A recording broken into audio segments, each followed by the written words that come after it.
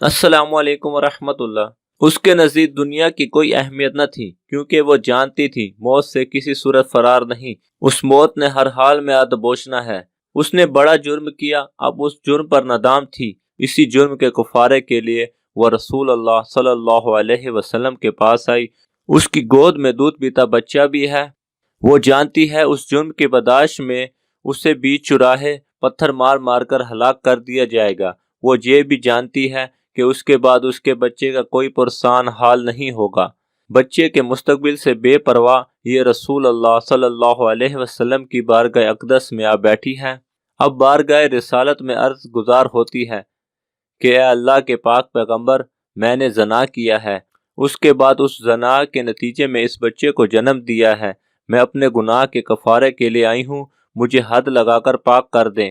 پاک پیغمبر نے اس کی بات سن کر کوئی جواب نہ دیا۔ وہ دوسری بار پھر یہی عرض گزار ہوتی ہے۔ نبی پاک صلی اللہ علیہ وسلم نے پھر اس کی بات سن کر کوئی جواب نہیں دیا۔ تیسری بار پھر عرض کرتی ہے، مجھے حد لگا کر پاک کر دیں۔ رحمت العالمین نبی پاک نے فرمایا، جا بی بی جا، چلی جا، جب بچہ کھانا کھانے لگ جائے تب آنا۔ اب وہ بے قراری میں واپس پلٹتی ہے، ذہن میں یہ خدشہ بھی ہے کہ زندگی تب تک وفا کرے یا نہ کرے، اس جرم کو لے کر کیسے دربار الہی میں پیش ہوں گی۔ اس لیے دنیا ہی میں معاملہ صاف کروانے کی غرض سے وہ بچے کو جلدی جلدی کھانا سکھاتی ہے۔ کچھ عرصے بعد پھر بچے کو اٹھائے ہوئے بارگاہ رسالت میں آ پہنچتی ہے۔ اب منظر میں کیا مختلف ہے، بارگاہ رسالت بھی وہی ہے، عورت بھی وہی ہے، بچہ بھی وہی ہے، مگر بچے کے ہاتھ میں روٹی کا ایک ٹکڑا تھمایا گیا ہے، اور بچہ کبھی کبھی اس روٹی کے ٹکڑے کو منہ میں ڈال لیتا ہے۔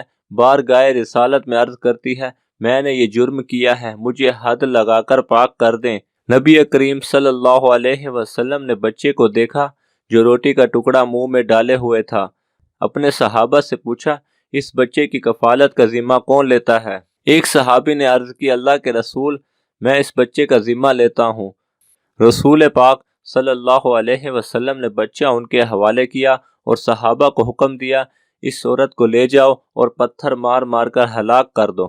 یہ اس جرم کی حد ہے جو اس عورت نے سر انجام دیا ہے۔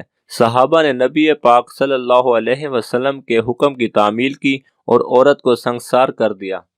پتھر مارنے کے دوران ایک صحابی کے کپڑوں پر اس کے خون کے چھینٹے پڑ گئے اور ان سے کچھ نازیبا کلمات ادا ہو گئے، کیونکہ وہ نہیں جانتے تھے اس عورت نے کیسی توبہ کی ہے۔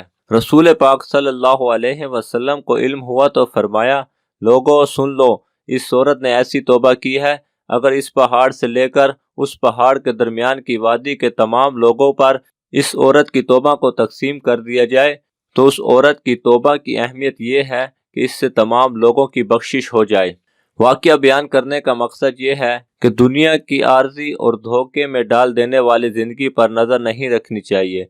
اس زندگی کا کوئی بھروسہ نہیں، موت اس کو گلے لگانے کے لیے سر پر منڈلاتی رہتی ہے، اس لیے اس آخرت کی ہمیشہ رہنے والی زندگی پر نظر رکھنی چاہیے جہاں موت نہیں آئے گی۔ اللہ تعالی ہم کو آخرت کی فکر کرنے کی توفیق عطا فرمائے۔